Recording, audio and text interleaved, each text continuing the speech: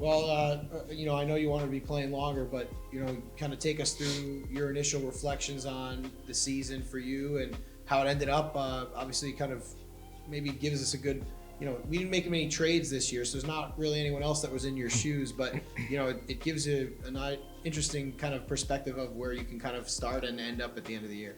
Yeah, it was a different year for me. Obviously, being in Iowa for the first 4 or 5 months, and then coming here for a playoff push that didn't really happen as how we imagined it. But being here for 25 games, I was proud of how everyone worked, and it was an honor to be here with a great group of guys, coaching staff, teammates, all the staff members. So I'm pretty thankful that Ontario and LA brought me in. And you never know at the start of the year what's going to happen. You think you're playing in one spot, and then one day you show up to the rink and notified that you're traded, and then you don't know where to and all that stuff. But once again, I was just grateful to be here and meet a bunch of new guys.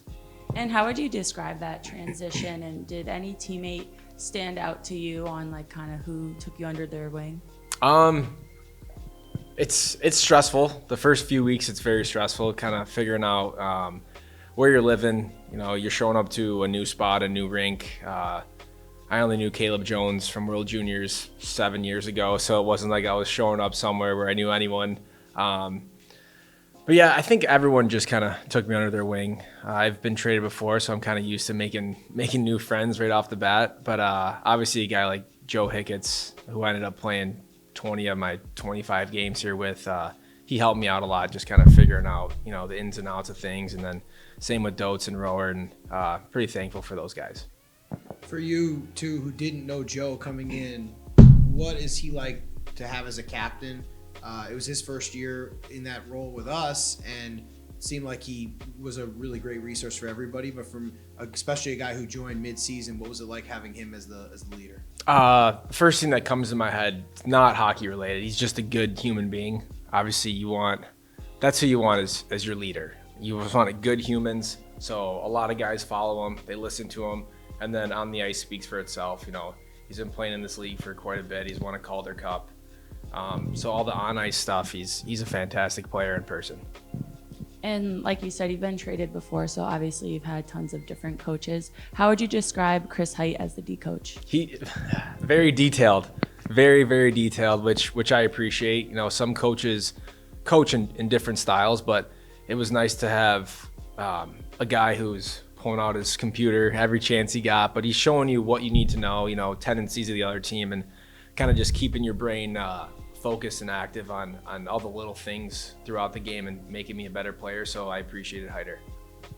Played more games than anyone else in this league this year. How does that feel, and how are you feeling now at the end of it? I know you wanted to play even longer, but that is still an accomplishment, and it hasn't happened in a while where someone's went over that threshold like that. Yeah, I mean, it's pretty funny, like 74 games in a 72 game season. So obviously, I've made a few jokes about it, but you take care of yourself on the ice. You hope to get a little bit of luck, staying healthy. A lot of it has to do with the trainers too. The trainers help you out, and then you just kind of got to play through some things. But we had 2 other guys on our team who played the full season, so it's a lot of respect to those guys, and it's tough. You see, I think there's only maybe 18 or 20 guys in the league that did it this year, and it's the same in the NHL. So when you have a guy that can play every single game, you realize that they're doing something right. And obviously like I said, there's a little bit of luck involved, but it was funny to play 74 games. My buddies are getting a kick out of it. Obviously, the off-season is going to be a long one, longer than you'd want. Any plans? No, not yet. I'll probably take the next couple days to figure out what vacations I want to go on. I want to go back home and see my family. I've been so far away from them for a little bit now that it'll be nice to go back and see everyone and hang out. Is that where you spend your time training? What's your usual routine as far as getting into the gym and getting ready for the next year? Usually I go back to Buffalo.